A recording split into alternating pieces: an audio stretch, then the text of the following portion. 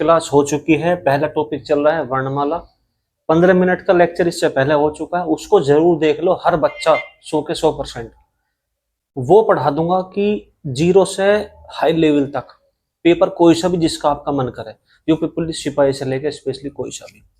तो वर्णमाला का टॉपिक मैं आपको पढ़ा रहा हूं बिना देर करते हुए। कंप्लीट हिंदी का वादा है आपसे।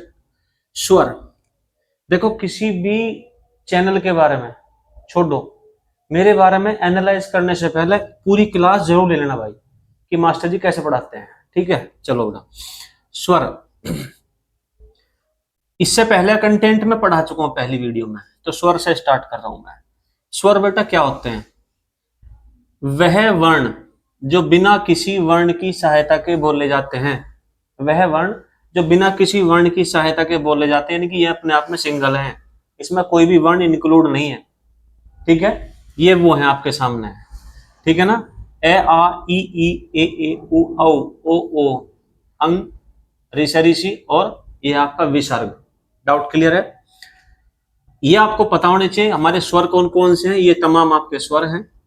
यहां से ये कुछ मेन क्वेश्चन बनेंगे, मैं अभी बता रहा हूं आपको। पहला क्वेश्चन है, मूल स्वर कितने होते हैं? मूल स्वर कितने हैं? पहला क्वेश्चन है, आंसर होगा 4। मूल स्वर कौन कौन से होते हैं? 1 ई औ और आपका ऋषि। ये हो गए 4 मूल स्वर आपके। 4 हो गए, ए ई उ और ऋषि। डाउट क्लियर है? मूल स्वर। हिंदी में स्वर कितने प्रकार के होते हैं? यदि आपसे क्वेश्चन बन जा, हिंदी में स्वर कितने प्रकार के होते हैं? हिंदी में आंसर होगा 11। इसको छोड़ देगा, इसको छोड़ देगा, बाकी 10 ये हो गए और एक ये हो, 11 हो गए भाई। किसी भी व्यक्ति का नाम दे देगा कि व्यक्ति के अनुसार हिंदी में स्वर कितने प्रकार के होते हैं, इसका भी आंसर होगा 11। उच्चारण यानी कि बोलते समय प्रोनाउंसिएशन के आधार पर स्वर कितने प्रकार के होते हैं? आंसर होगा 10। लेखन के आधार पर, लेखन मतलब लिखते समय, लेखन के आधार पर स्वर कितने प्रकार के होते हैं? आंसर होगा 13। शुद्ध स्वर कितने होते हैं? आंसर होगा 10। मोस्ट इंपोर्टेंट है, शुद्ध स्वर कितने होते हैं? प्योर स्वर। तो ये मेरे कुछ मेन क्वेश्चन थे।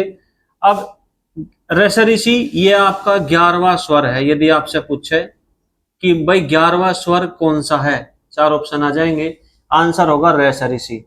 ये जिस पे बिंदी लगी हुई है इसको मैं बोल लूंगा अनुस्वार। अनुस्वार उसको बोलते हैं जिसके ऊपर बिंदी लगी होती है भाई। डाउट क्लियर है बेटा? इसको बोलने में, इसकी जो परिभाषा है अनुस्वार की, इसके उच्चारण में हवा नाक से निकलती है ओनली। यदि आपसे पूछे कि उन्हें क्या कहा जाता है जिसके उच्चारण में यानी कि प्रोनाउंसिएशन में ओनली हवा नाक से निकलती है, आंसर होगा अनुस्वार। और उसके पहचानोगे कैसे? जहां भी आपको ये बिंदी दिखाई दे जा, समझ लो वो अनुस्वार है। ये क्या है बेटा? विसर्ग। आगे बात समझ में? इसे कहते हैं विसर्ग, जिस पर 2 बिंदी लगी हो। तो यहां से आपके जितने क्वेश्चन बनने थे स्वर से, मैंने आपको बता दिए। अब हम बात करेंगे स्वर का वर्गीकरण यानी कि क्लासिफिकेशन।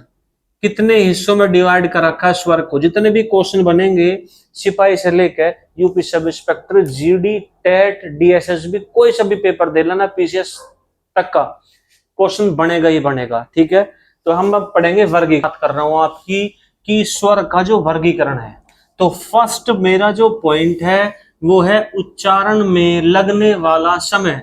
यानी कि इसका जो प्रोनाउंसिएशन है, मेरा क्वेश्चन शुरू हो जाएगा कि उच्चारण में लगने वाले समय के अकॉर्डिंग स्वर कितने प्रकार के होते हैं? आंसर होगा 1 और 1 2 प्रकार के। इसको हम काउंट नहीं करेंगे क्योंकि इसका जो सिस्टम है वो संस्कृत में यूज होता है भाई। प्लुत स्वर का जो यूज होता है वो हमेशा संस्कृत में होता है। तो उच्चारण में लगने वाले समय के अनुसार स्वर कितने प्रकार के होते हैं? 2 प्रकार के, एक ये और एक ये आपका। ठीक है, यह क्वेश्चन बन जाएगा मात्रा के आधार पर स्वर कितने प्रकार के होते हैं? आंसर होगा 2, एक ये और एक ये। ठीक है, तो मैं सबसे पहले इसके बारे में बात करता हूं बेटा आपसे। कम से कम 20 से 25 क्वेश्चन है इसी चीज में से ही, देखते रहो कैसे बनेंगे भाई।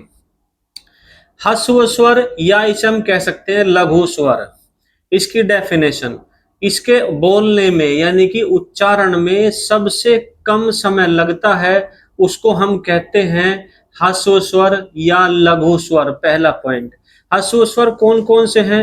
ए, ई, उ और रे, ये 4 हैं। ह्रस्व स्वर कितने हैं? आंसर होगा 4।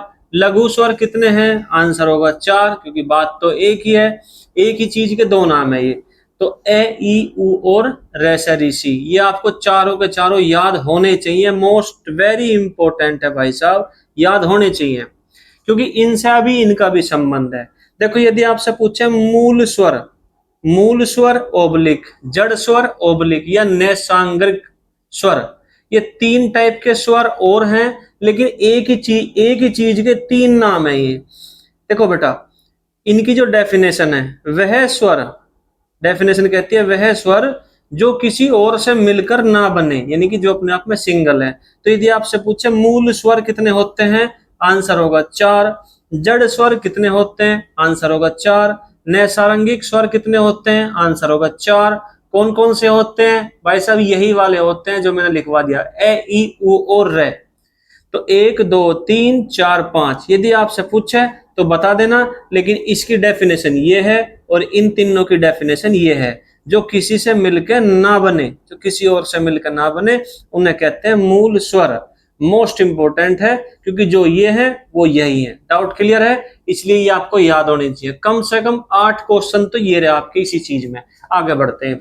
दीर्घ स्वर, गुरु स्वर या द्विमात्रिक स्वर, कोई भी कह सकते हैं हम इसको। ठीक है, इसकी डेफिनेशन क्या है? बोलने में ह्रस्व स्वर से दुगना समय लगता है, यानी कि जितना समय इनको लगता है बोलने में, इससे डबल समय इनको लगता है बोलने में। ठीक है, दीर्घ स्वर कितने होते हैं? आंसर होगा 7, क्योंकि ये 7 हैं।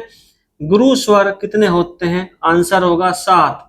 द्विमात्रिक स्वर कितने होते हैं? आंसर होगा 7। इनकी डेफिनेशन पूछे तो डेफिनेशन ये है भाई। ठीक है, अब कौन कौन से होते हैं भाई? देखो इनको याद करने का तरीका, अब आपको ये याद हो गए। ए का बड़े वाला ए का आ, ई का बड़ा ई, उ का बड़ा औ, तो 3 तो एज इट इज याद हो गए। अब बचे दोनों सेम ए ओ। इस तरह से आप इनको याद कर सकते हो। वेरी इंपॉर्टेंट क्वेश्चन है। ठीक है, अब देखो मैं बात करता हूं संधि स्वर किसे कहते हैं, कृत्रिम स्वर किसे कहते हैं बेटा? संधि स्वर किसे कहते हैं, कृत्रिम स्वर किसे कहते हैं? वह स्वर, यदि मैं इनकी डेफिनेशन बताऊं बेटा, वह स्वर जो किसी और स्वर के ऐड होके बने हो, यानी कि ये जितने भी स्वर हैं ये किसी न किसी स्वर को, यानी कि 2 स्वर से मिलकर बने हैं। ये हैं जो 2 स्वर से मिलकर बने हैं। अब इसमें से कौन से स्वर से मिलकर बना है, एक क्वेश्चन ये बन जाएगा। ये पीसीएस के एग्जाम से लेकर यूपीएसआई तक के पेपर में आ चुका है, मोस्ट इंपोर्टेंट है। अब मैं इसके पेयर बता रहा हूं बेटा, ठीक है, समझना मेरी बात को, कि कृत्रिम स्वर किसे कहते हैं? जो वह स्वर जो एक, 2 या 2 स्वरों से मिलकर बना हो, ये स्वर हैं। तो कितने स्वर हैं टोटल? संधि स्वर कितने हैं? आंसर होगा 7। कृत्रिम स्वर कितने हैं टोटल? आंसर होगा 7। अब इनका पेयर देख लो। जो आ है, आ बनेगा ए प्लस ए, तो ए प्लस ए का जो पेयर है वो आ से है। ई बनेगा छोटी ई प्लस छोटी ई, ये सिंपल है। ये तीनों तो एज इट इज याद हो जाएंगे। उ प्लस उ। अब यह बात आती है इनकी, इस छोटे वाले को उठा लो पहले, ये बनेगा। इन चारों की शुरुआत ऐसे होनी है, ये हमेशा ध्यान रखना।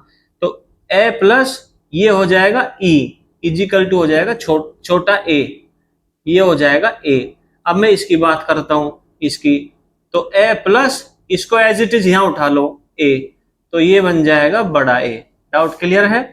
अब मैं बात करता हूं छोटे ओ की, समझ लेना भाई, नजर मत हटा लेना। छोटा ओ से बन जाएगा ए प्लस उ से बन जाएगा छोटा ओ।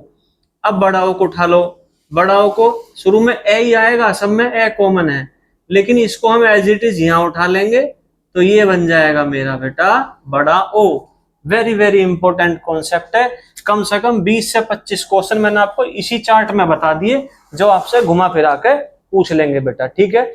अब मैं अपना अगला हम देखेंगे। अब है जीभ के उच्चारण के आधार पर, यानी कि जो हमारी जीभ है, किस हमारे जितने भी स्वर हैं, जो स्वर लिखे हुए हैं वो कौन कौन से भाग का रोल होता है उसको बोलने में, ठीक है। तो ये हमने जीभ के 3 हिस्से कर दिए। अपनी जो टंग है हमारी, ठीक है, अग्र हिस्सा, मध्य भाग, पश्च भाग। अग्र भाग से बेटा जो स्वर ऐसे हैं जिनको बोलने में जीभ का अगला हिस्सा ऊपर उठता है, कौन कौन से हैं और कितने हैं। तो अग्र भाग से टोटल 5 स्वर ऐसे हैं जिनको बोलने में जीभ का अगला हिस्सा सहायता प्रदान करता है, ठीक है। कौन कौन से हैं?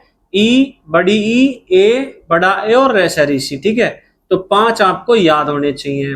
हमारे मध्य भाग का रोल जीभ का कौन से स्वर को बोलने में आता है बेटा? ये एकमात्र है ए को जो है हमारे जीभ का मध्य हिस्सा ऊपर उठ जाता है इसको बोलने में। यानी तो मध्य भाग से केवल एक स्वर है जिसको बोलने में ये सहायता करता है, ठीक है। अब यदि मैं पश्च भाग की बात करता हूँ, जीभ का पीछे का हिस्सा हमारा ऊपर उठ जाता है इनको बोलने में। तो कितने हैं टोटल? ये 5 तो ये हो गए, एक ये हो गया हमारा। अब आप कहोगे गुरुजी ये तो आपने हमें लिखवाया नहीं था, ये कहाँ से आ गया बेटा? ठीक है, तो 5 तो हो गए आपके ये कॉमन जो है अब तक आप पढ़ते आ रहे हो।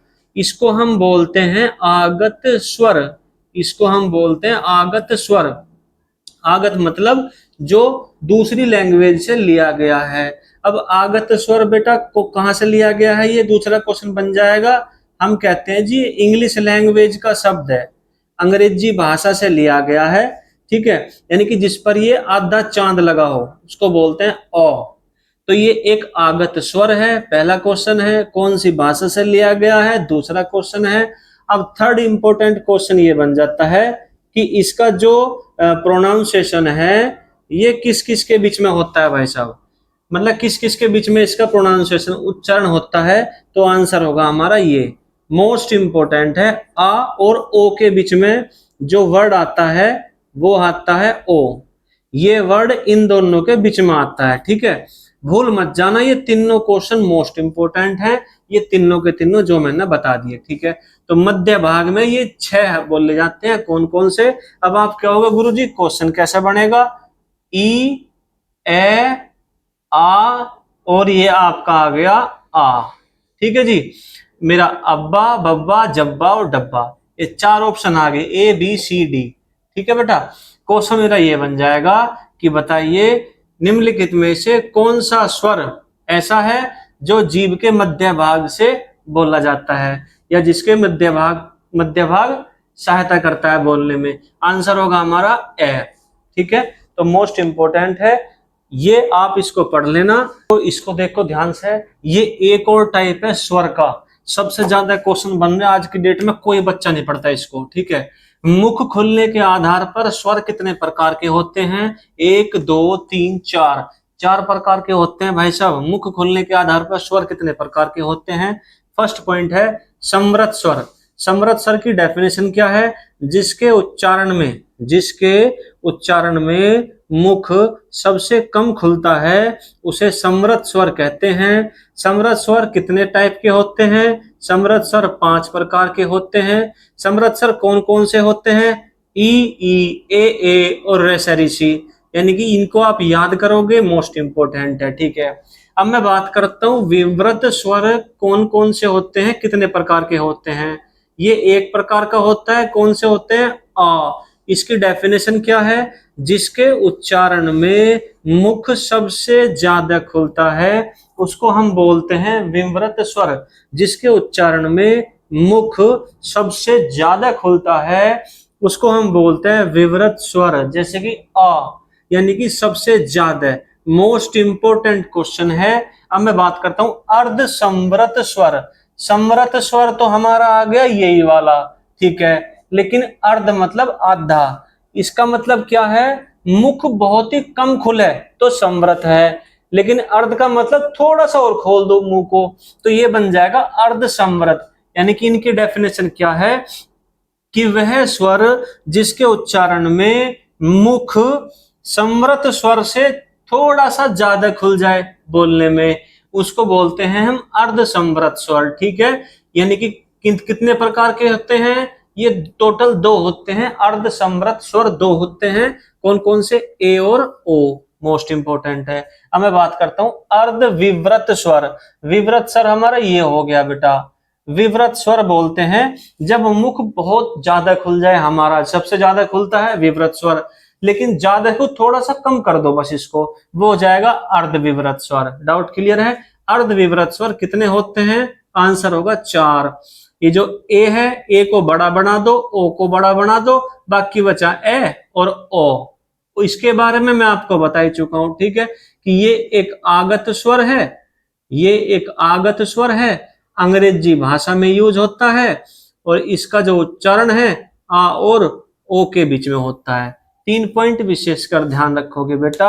अब आप कहोगे मेरे बच्चे क्वेश्चन कैसे बनेगा, मैं आपको बता रहा हूं। लो मैंने 4 ऑप्शन दे दिए, ए, आ, ए और ये बन गया मेरा अ। A B C D question बन गया। बताइए किसके उच्चारण में मुख सबसे ज्यादा खुलता है, आंसर होगा आ। बताइए किसके उच्चारण में हमारा मुख सबसे कम खुलता है, ऑप्शन होगा ए। बताइए कौन सा अर्धसंवृत स्वर है, आंसर होगा ए। बताइए कौन सा विव्रत स्वर है, आंसर होगा आ। बताइए कौन सा अर्धविव्रत स्वर है, आंसर होगा ए। इसी तरीके से कम 30 से 50 क्वेश्चन आपको बन जाएंगे जब तक आपको ये याद नहीं होंगे। आगे बात समझे बेटा। तो कितने क्वेश्चन बना लो वो आपकी मर्जी है, इनका सबका तोड़ है, इनको याद कर लो, इसको और इसको, इनकी डेफिनेशन याद कर लो बस, ठीक है, मौज आ जाएगी कतई बेहतरीन वाली, ठीक है बेटा। इसलिए कहता हूं चीजों को पढ़ो। एक तरीका और है, एक टॉपिक और रह गया स्वर का, जो आपका वर्गीकरण है, क्लासिफिकेशन है, इसको अभी देखते हैं बेहतरीन। जब ये आपका नेक्स्ट क्लासिफिकेशन है, इसमें से क्वेश्चन बन जाएंगे स्वर में से। देखो स्वर का सिस्टम समझ लो एक बार। देखो बेटा ये जितने भी वर्ड मैंने लिखे हुए हैं आप इनको समझ लेना ये क्या चीज है, ठीक है। देखो बेटा हम बोलते समय स्वर को अपने किसी न किसी पार्ट का हम यूज करते हैं। अब जैसे कि ये हमारा पार्ट है, सबसे पहले कंठ है, कंठ बोलते हैं गले को। ये हमारा ऊपर घेंट है, हमारा जो अंदर का जो अंदर एक टोटी सी लटकी रहे गले में, ठीक है, जैसे हमारे मुंह के अंदर यहाँ पे, इसको हम घेंट बोलते हैं। कहते हैं तो घेंट दबा दूंगा, तो कुछ ऐसे ऐसे वर्ड यूज कर रहे हैं, तो घेंट को बोलते हैं तालुव्य। मूर्धन्य हमारे मुंह के ऊपर की जो छत है, मुंह के ऊपर भाग, इसको मूर्धन्य बोलते हैं। नाक से नासिक्य, नासिक्य। ओष्ठ्य मतलब दोनों होठ का यूज होता है, उसको बोलते हैं ओष्ठ्य मतलब होठ, ठीक है। तो इनके यहाँ पे जितने भी लिखे हुए हैं, जैसे कि ओष्ठ का हम किस किस के उच्चारण में किस किस का यूज करते हैं, तो होठों का यूज होता है उ और औ के प्रोनाउंसिएशन में, यानी कि उच्चारण में, ठीक है। रस ऋषि के उच्चारण में इसका मूर्धन्य का यूज होता है, यानी कि हमारी जो जीभ है, जीभ हमारे इस हिस्से को टच करती है, ठीक है, ठीक है। अब घेंट यानी कि तालुव्य के थ्रू जो बोले जाते हैं, तालुव्य का इस्तेमाल होता है इनको बोलने में, ई को और बड़ी ई को। कंठ का इस्तेमाल होता है ए, आ और आ, यानी कि यह है विसर्ग, इन तीनों को कंठ का यूज करते हैं इस हिस्से का, ठीक है। तो कौन सा किस हिस्से से बोला जाता है, कौन सी कैटेगरी में आता है, ये आप याद रखोगे। नासिक्य से ये आपका अनुस्वार है, अनुस्वार जो शब्द जिसपे बिंदी है, ये नासिक्य से बोला जाता है। ये सबसे ज्यादा एग्जाम में पूछे गए हैं कि बताइए कंठ तालुव्य स्वर कौन कौन से हैं, ए और ए। कंठोष्ठ्य स्वर कौन कौन से हैं, ओ और ओ। कंठ और ओष्ठ्य, जिसमें कंठ और ओष्ठ्य का दोनों का रोल हो बोलने में, ओ और ओ। जिसमें कंठ और तालव्य का रोल हो, तालव्य मतलब ये, कंठ मतलब ये, कंठ और तालव्य, ये है आपका ए और ए, ठीक है। मोस्ट इंपोर्टेंट टॉपिक है, याद करना ही करना है। तो ये जो वीडियो थी ये स्वर से संबंधित थी। नेक्स्ट वीडियो आएगी व्यंजन को लेकर। व्यंजन समझ रहे हो, मैं कह रहा हूं टॉपिक छोड़ दो ना हो 1% भी कैसा हुआ है। बस वीडियो देखते रहो और शेयर करते रहो और लाइक भी करते रहो और सब्सक्राइब और बेल आइकन भी, ठीक है। चलो ठीक है बेटा।